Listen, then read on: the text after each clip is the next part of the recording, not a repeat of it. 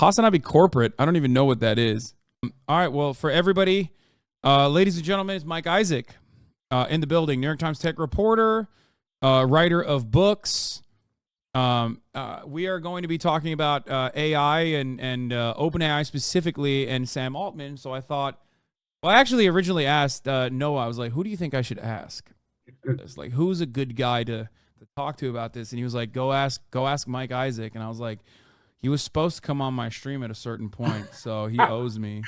So I swear to God that what was it? It was Elon, right? And it was like the most Yeah. insane breaking news that it was not actually me bailing on, or it was not me ducking you. It was me just like constantly getting pulled into news. I swear to God. Yeah. But I do Yeah. owe you, so this is consider us close to even.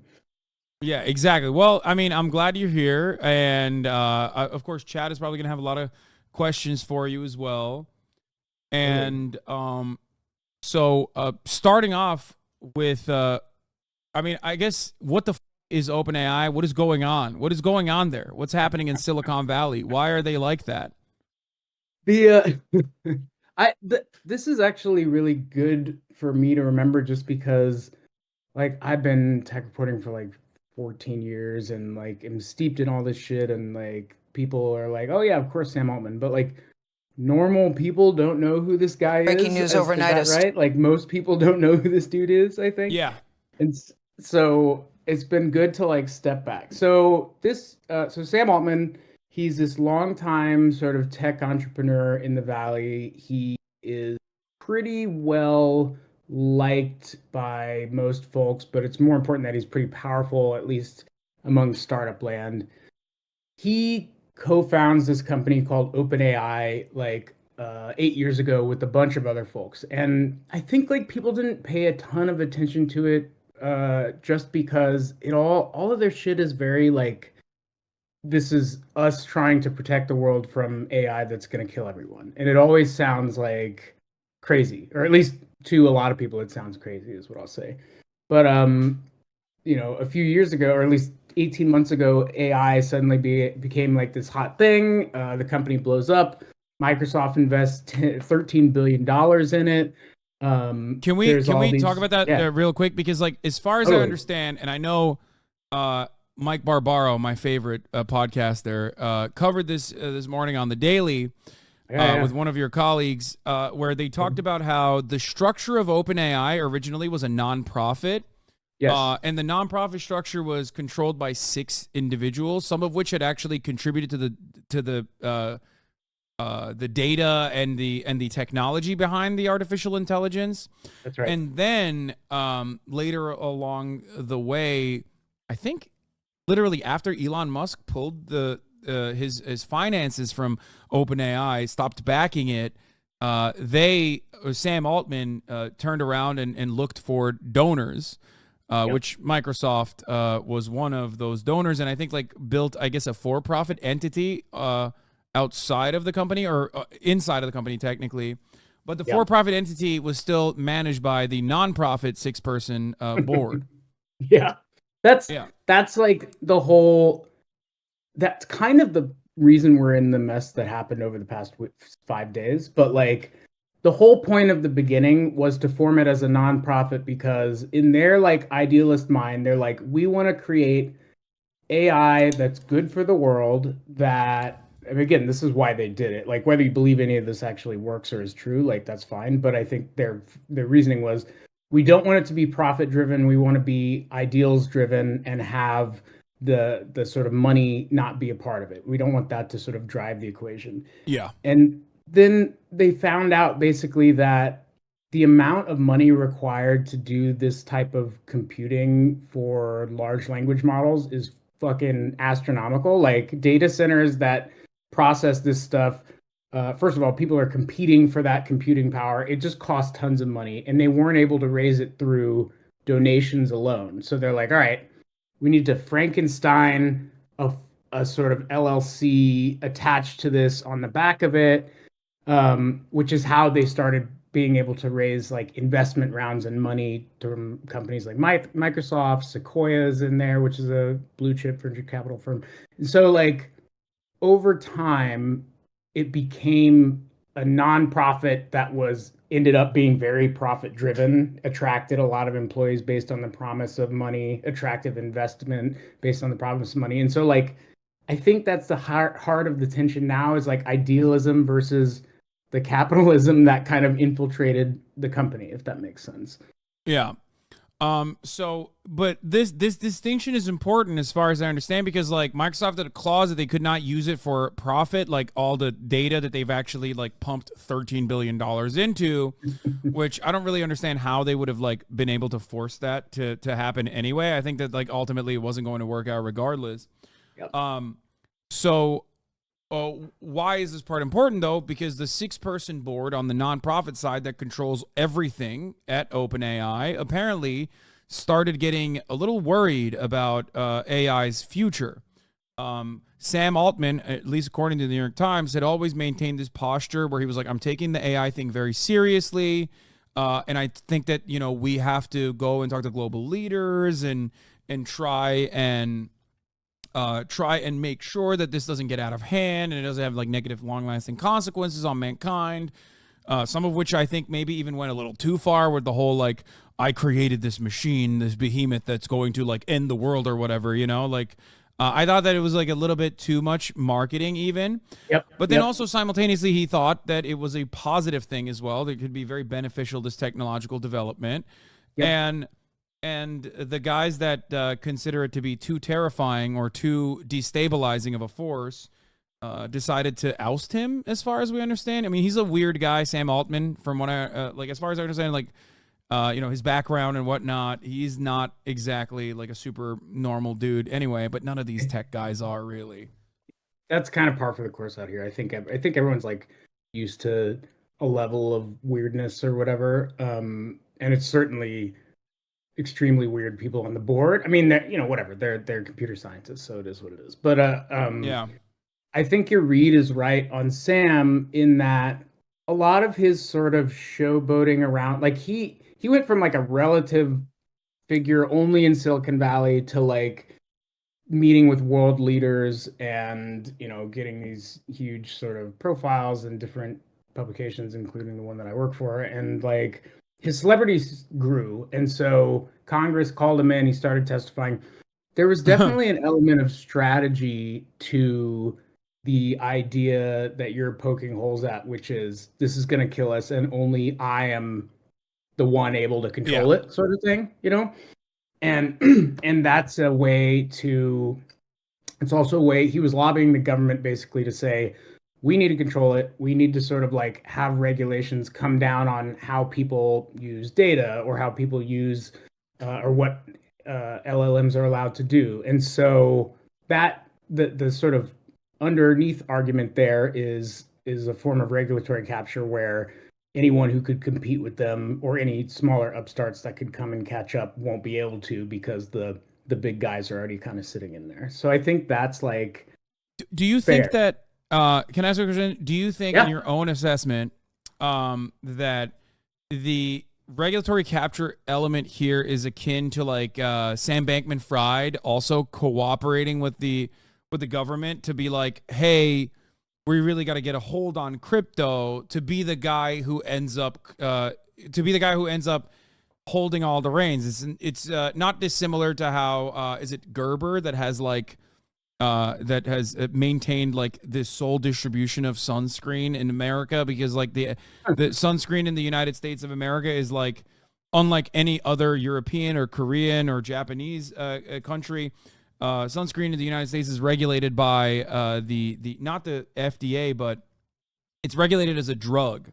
So due to that, new Huh. I didn't know that. sunscreen can't really enter the market, and therefore American sunscreen does not have is not competitive in comparison to other nations, like sunscreen from other places. So I can look into that. just an example of regulatory capture. I mean, No, totally. I think that is exactly the I mean, we saw like a version of this with like Facebook and their way of fighting TikTok and sort of I mean, the folks who are at the top, the sort of incumbents or the people who have sort of already made it always want to try to like pull the ladder up out from underneath them, so that the would-be competitors won't be able to do it. And exactly like the analogy that you're talking about is like, all right, we own the market, or at least we for OpenAI, I think it's more around the amount of data they've already ingested and not allowing others to sort of act similarly. That's really tricky because like they're currently enmeshed in like potential lawsuits or whatever. But I think for them, they're just like, how can we sort of make this safe and not let companies like Meta, formerly known as Facebook, do this.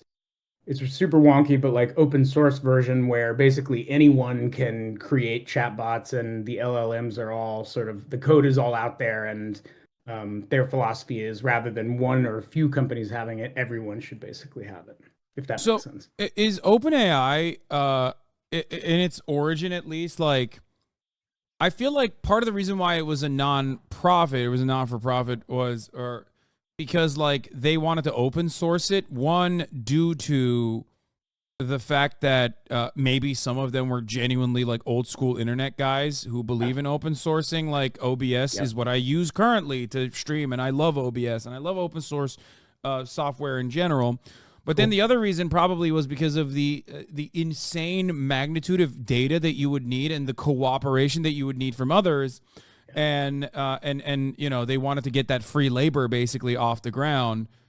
So I suspect that was like the reason why they wanted to bring it to the table as like as open as possible, while simultaneously like did not want it to be captured by Google, for example. As a main competitor, which was, you know, launching a competing product. So overall, it seems to be like there's these competing interests, but now Sam Altman coming back, what does this mean for OpenAI? So I think you're totally right. Just on like the early foundations were pretty idealistic, and like, look, for all the criticism, I'm very skeptical on whether this stuff is going to kill us all. I'm more focused on what jobs are going to be taken immediately, and I still think AI is not that great in doing a lot of stuff, so I don't think it's necessarily immediately on the horizon of stealing everyone's jobs, but that seems like the more practical thing to think about in the short term.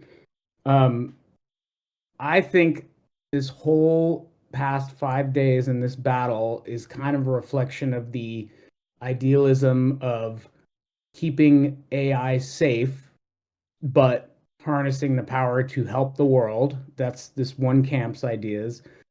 That battle versus the accelerationists who want to just speed it up, put the foot on the gas, and get it out there as fast as possible, and have fewer guardrails, or at least like faster development than the other camp. And it seems like the Sam Altman camp, i.e. the accelerationist put on the gas camp, won at least. You know, I will say that the board of directors, which is a whole other thing, is going to be reimagined. So they're trying to like put some checks and balances on whether Sam can just sort of do whatever he wants anymore, like he used to be able to. So that'll be kind of reined in.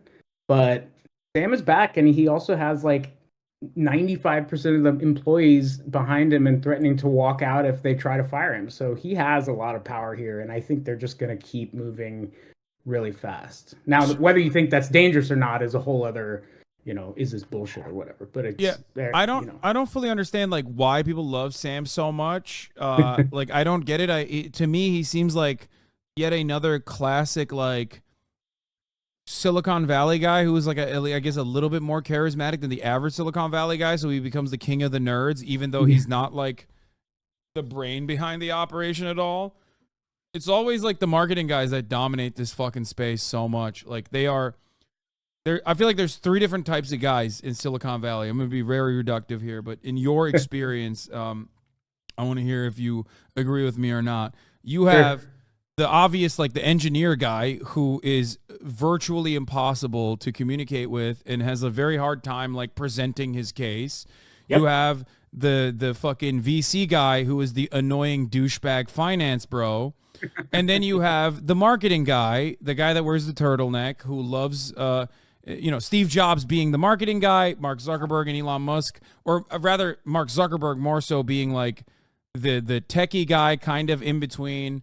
And then I don't know. I guess Elon Musk would be more so like the finance bro guy, but he kind of falls in the other category as well.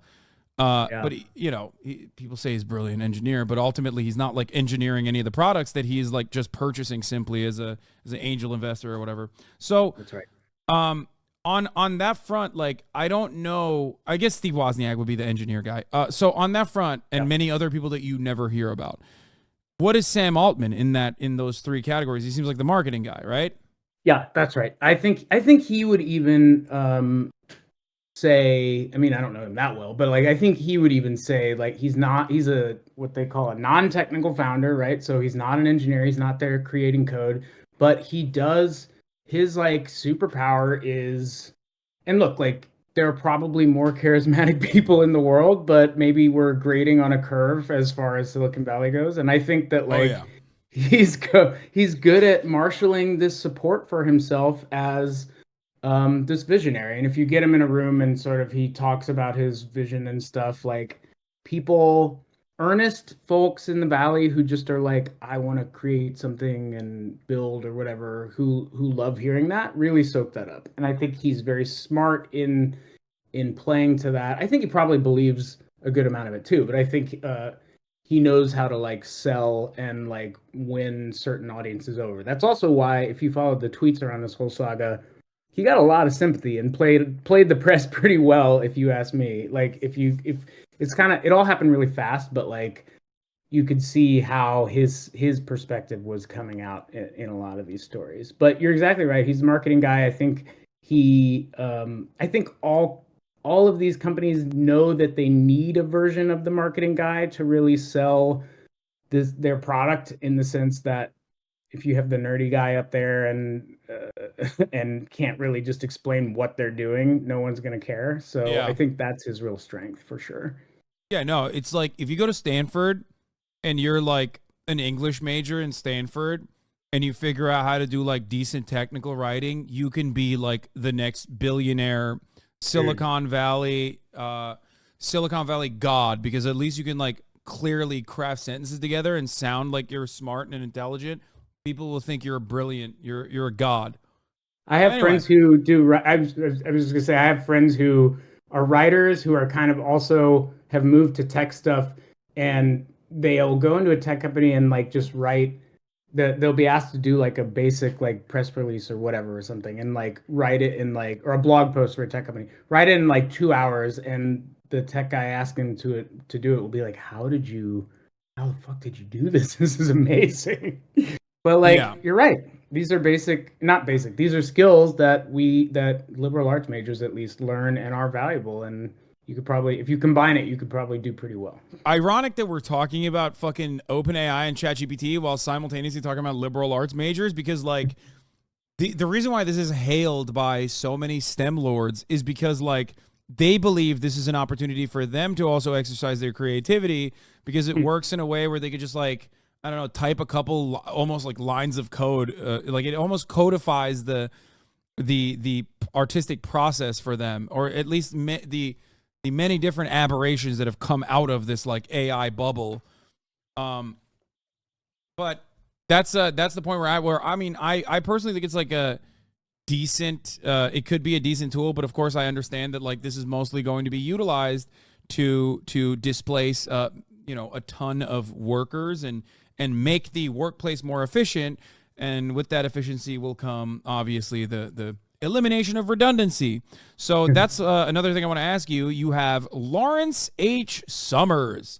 Why the fuck is Lawrence H. Summers, one of the country's most prominent economists, Yeah. your words, in the New York Times, why is he a late addition to the list of potential board candidates?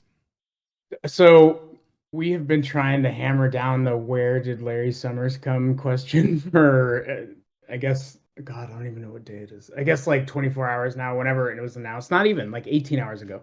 And we don't know the exact reason. We don't know why he was reached out to. The thing that some folks we talked to were saying was, well, first of all, Larry Summers has been on a number of tech boards in the Valley. So he's been on Square, which I think is now called Block. He's been on Lending Club, which is basically a finance company masquerading as a tech company. Some data analytics one. So he's like kind of already dipped his toe in here. And I think guys out here, specifically guys out here like him, and sort of um, like that what they position as like independent thinker, and like someone who sort of embraces certain forms of capitalism and how it works, and he has connections, right? He's connected to Sheryl Sandberg. He was Sheryl Sandberg's mentor when he was at the Treasury, and Sheryl Sandberg's name was floated. Sheryl Sandberg's COO of Facebook, former COO of Facebook. Her name was floated as a candidate for the board during this whole cycle. So like he's been around the orbit for a while. He also, I've seen, I don't know if you've seen these like speeches he does on like how white collar work is going to be affected by AI, and like so he's like got some nascent interest in it. But I think they admire him, and I also think they needed someone who wasn't like deeply connected, because this board was so dysfunctional and fucked up, and they didn't have any like people that weren't like directly had like their interests represented or connected to Altman or connected to the other side. They were like, who can we find that we believe is neutral enough? And they, I guess, landed on Larry Summers. Yeah. I do love, I mean, I love having a guy like that on the board of this tech giant. But so what's your assessment then? You think OpenAI, I mean, it's interesting, but people are, I guess, exaggerating its impact a little bit, like maybe for marketing purposes, as a matter of fact, because that's what I think. I think that there's definitely an element of like, ooh, this is very scary, by the way. Look out. And the reason why people do that, I think, is just to like, to hawk their product a little bit. Overall, I do think that AI, when it's better flushed out, will genuinely change the world. Possibly not in a very good way. Possibly in some very bad ways, due to the likes of Larry Summers, who have already said it's a great opportunity to level a lot of playing fields and will shake up the white collar workforce. Yeah. I mean, I agree with you in the thing I've been thinking is like it is both overhyped and underhyped at the same time. And by that I mean the last thing I'm worried about is playing the tape all the way out to like Skynet. Like that's like people who to your point, like it's a marketing vehicle. Like this is so powerful, it's gonna fucking kill us all. So of course you want to be a part of it, or of course you need to like pay attention to it, right? And like I'm just like not there yet. As much as like all these computer scientists like are saying like no man, you don't get it, whatever. I just don't think we're there yet, particularly because the general application of AI that we see in like basic chatbots or models that are trying to have generative AI conversations, like human conversations, are not that great. They're not great yet, At the same time, I agree with you that there is a swath of jobs that can be directly affected by the introduction of a lot of this stuff. The new version of Photoshop, I don't use Photoshop, but I have artist friends who do, and they're like, they got like a preview to try it. Some of the AI generated features are like these like AI fill areas. Yeah. And they were like, holy fuck, this is something that I have spent years learning and use every day in my job, and I'm very concerned this is going to automate me out of the job. So it's like smaller tasks that are still bread and butter for a lot of people, or like legal tasks. I don't know. There's like probably a lot of examples that exist and can be automated out of existence that are concerning and will displace a lot of people. And I don't we shouldn't take that lightly. That's the part I'm more worried about, I guess. So what's the speculation? Why? I mean, that's the big question here. Why did Sam Altman get displaced for a brief moment before 95% of the workforce said that they were going to quit and join Microsoft's team? And Microsoft even said, we're just going to recreate OpenAI with Sam.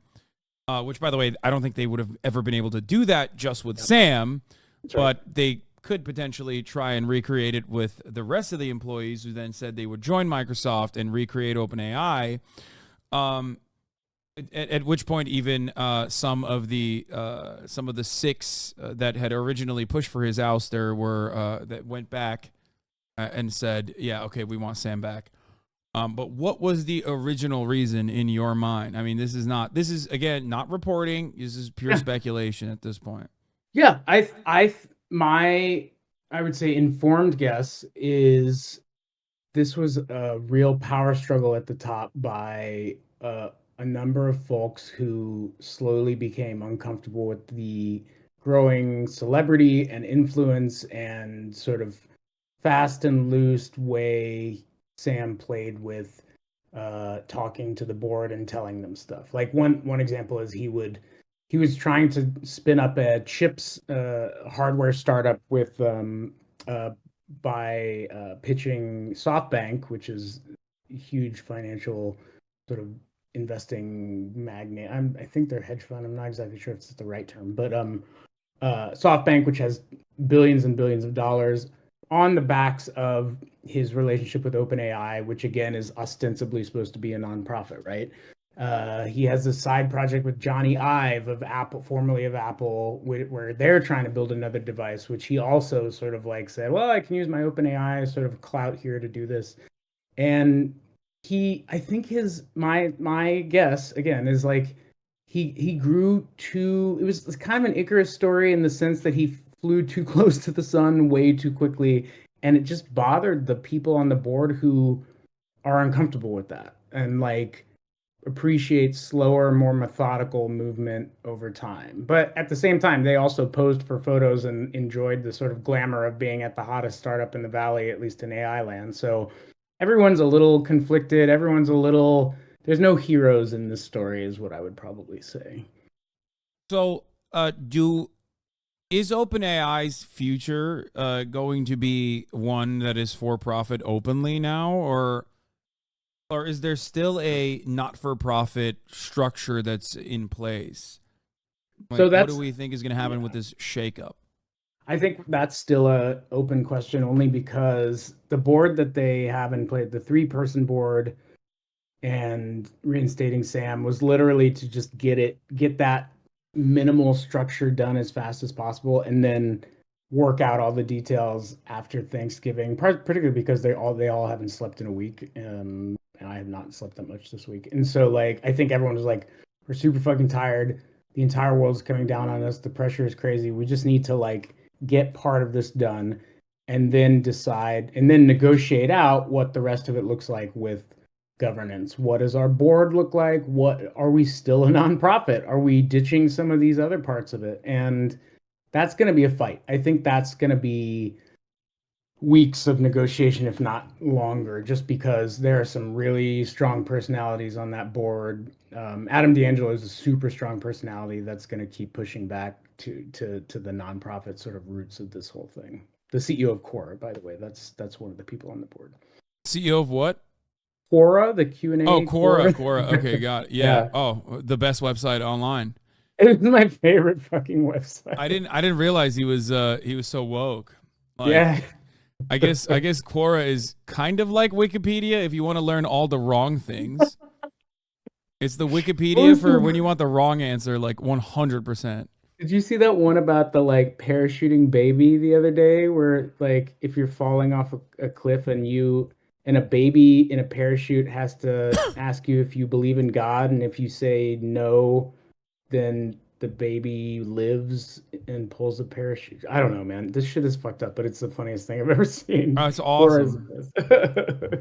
I mean, it's funny to think about, but like, I mean, I guess Chat GPT does have a lot of Quora in it, in the sense that it does lie sometimes, and very convincingly, much like a person that is answering your questions on Quora.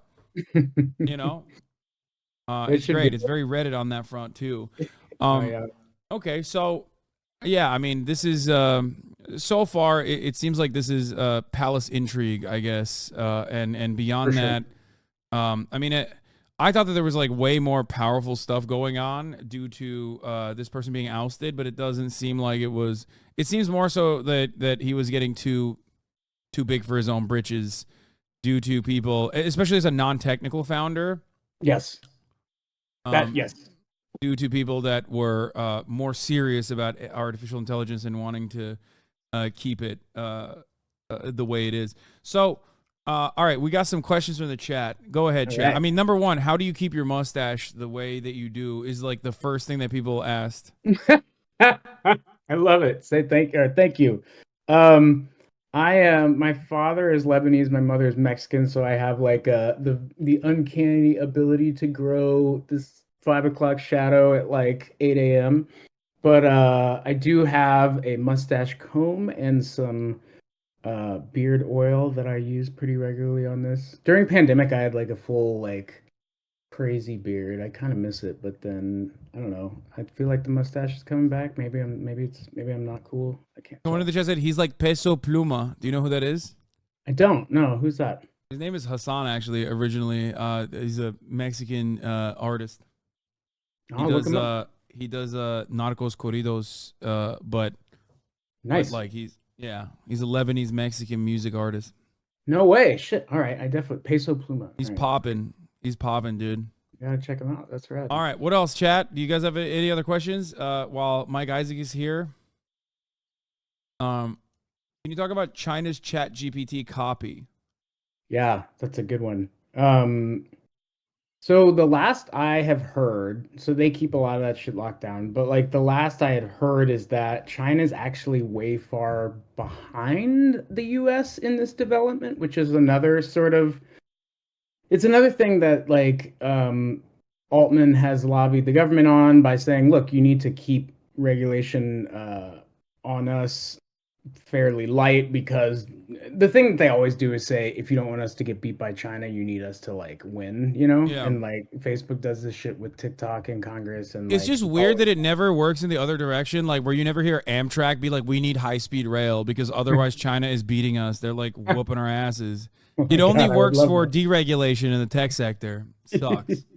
Which is exactly why the argument's disingenuous. But I think the as much as I know is that they're investing a lot in it now, but they're not seeing the similar sort of breakthroughs that American tech companies are. And again, with the caveats that like this doesn't mean hyped up HAL 9000 shit is coming immediately, but like as far as like what's happening in at Google or DeepMind in London or in the University of Toronto, like a lot of the smartest people in the world working on this stuff is in the West, and I think China's going to take some time to catch up. But I don't know.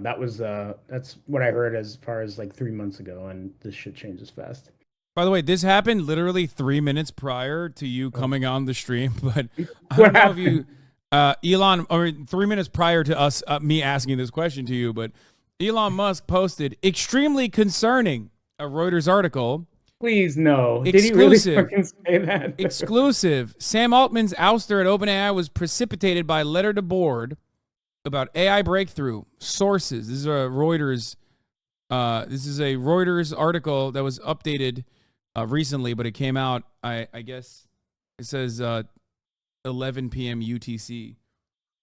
Wow. Okay. Oh, you know what? I did see this. Okay, so I would be really careful about this shit. Elon also has like a horse in this race, so definitely be careful about what he's saying. Like he wants Sam to fail, and he was actually pushing for Sam's ouster because and then there was a way of him like sort of saying, should I come back in and be CEO? Bloomberg reported that, and we think that's right. And like, so he's like kind of hyping shit around all of this, so be very careful with him. But like it's the idea that they had some crazy the world is going to end breakthrough and this is why we need to push out our CEO thing seems pretty far-fetched to me. Yeah. I don't know. Like I'm very like wary, and then Elon is a is a very unreliable narrator, is what I would say. That's great. I can't believe you would say that. After all, he's currently duking it out in the interest of free speech.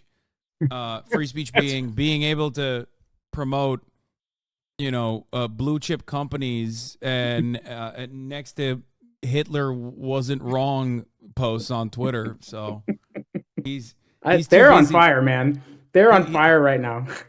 Yeah, in a bad way. That's a bad X thing. is, I mean, they haven't stopped being on fire since Elon brought that fucking sink into the headquarters, and I think it was in New York.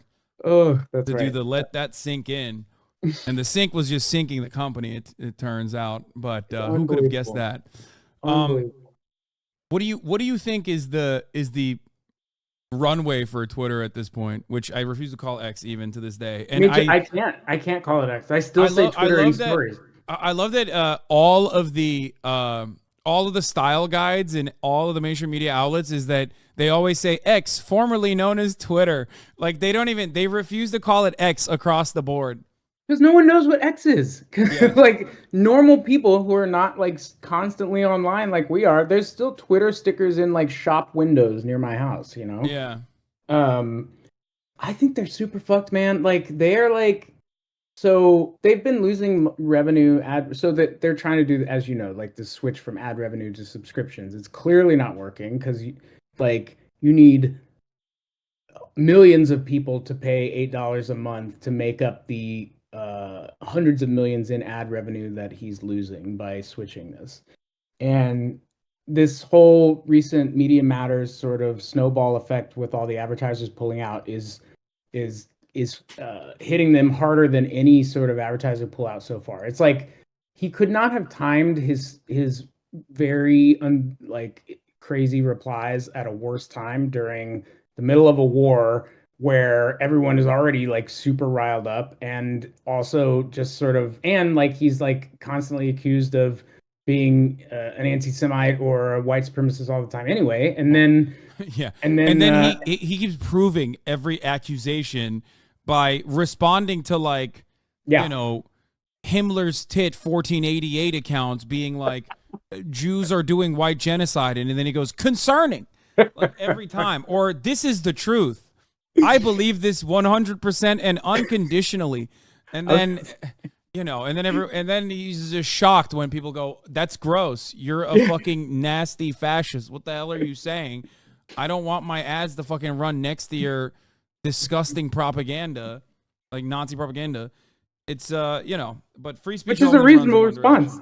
I would say like it's not if I'm an advertiser, like Twitter doesn't drive sales. Twitter is like a brand advertiser thing. It's basically like a hype train, right? So like it's not like Facebook where you actually convert people to buying your shit. It's more like putting a billboard on a sidewalk or something, just so people know. So that money is already kind of negligible to a lot of advertisers, and exactly what you're saying is like, when there's Nazi shit all over the place, we don't need to be there. You know, it's literally it's Gab. It's 4chan. Yeah. It's just like it's completely turned into poll.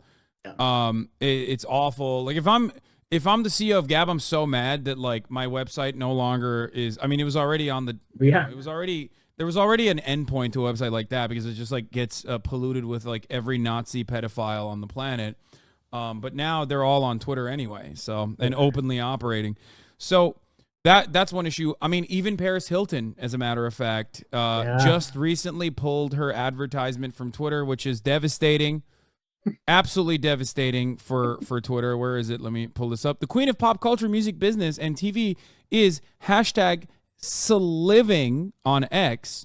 At Paris Hilton, welcome to the X family. We're excited to launch an official partnership with you and your next-gen media company, 1111. Together, we're going to create a launchpad for new initiatives in video, live commerce spaces, and so much more. Let's do this.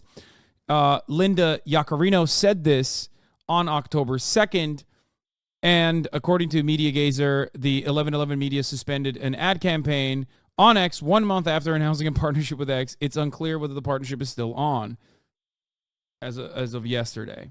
Yeah. I think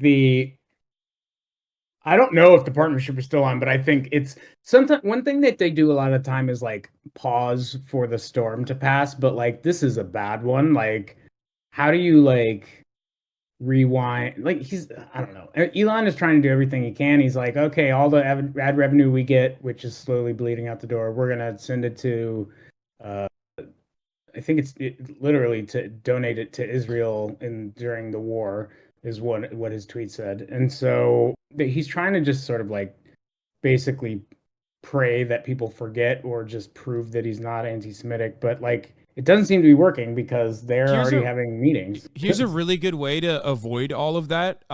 Just stop saying anti-Semitic things and stop agreeing with anti-Semites. I feel like if you're the CEO of a company, it's like not that hard, you know? It's so easy to just like not do that, but he simply can't. I mean, he keeps getting in his own way. Also, here's a tweet from @safety. NewsGuard is about to publish a report in air quotes. I thought this was literally an Elon Musk tweet, by the way. The way this is written out is exactly like an Elon Musk tweet that I thought it was Elon himself writing this. They were about to publish a report in air quotes on misinformation on X. As a for-profit company, they will only share the data that underpins their purported research if you pay. NewsGuard Rating also uses these services reports to pressure companies to buy their fact-checking services. It's a profit over any principal model. X has not seen any of the data in their report before publishing. We encourage all media outlets to request the data underpinning their claims. You know, and also simultaneously, U.S. lawmakers are asking the SEC to launch a fraud investigation into Elon Musk. So he's having a hell of a week right now. Meanwhile, what is Elon Musk doing? Oh, that's right. He's trying to sue Media Matters for correctly pointing out that big advertising agencies are buying ads next to Hitler posts. Yeah. Like over and over again. So it's great. I'm so glad that he at least destroyed the bots on the website. So now I only get 700 porn accounts, porn bots underneath all of my tweets. It's always porn too. It's always the same. I've always wanted to do. It's porn or it's Pusha T. Or it's.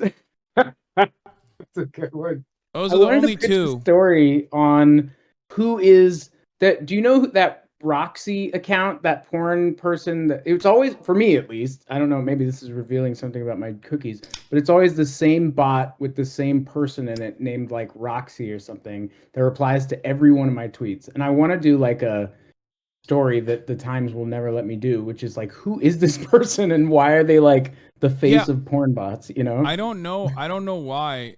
I don't know what it is. I don't even look at it. It's always like hidden, at least for me. So I'm just like, all right, at least it's hidden.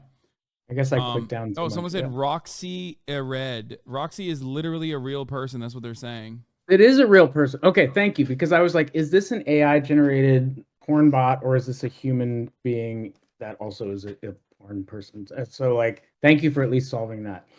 That's wild.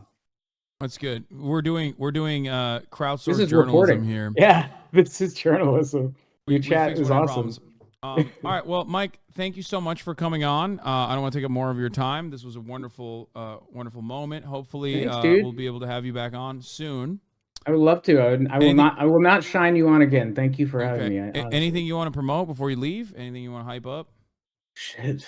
I did a book on Uber a few years ago called Super Pumped. If anyone wants to read it, it's still out there. And I'm trying to write another book right now, but it's super fucking hard because writing is the worst. So I'll bug you when I have to come and sell that at some point. All right, hell yeah. Well, thank you so much. Thanks, buddy. On. Thanks for having me. Thanks, chat. Talk to you all later. Bye. All right, Mike Isaac, also known as the Rat King, ladies and gentlemen. New York Times tech reporter. Great guy, very smart, very funny. Highly recommend you follow him on Twitter as well. On Twitter, formerly known as Twitter, the platform X. Yeah,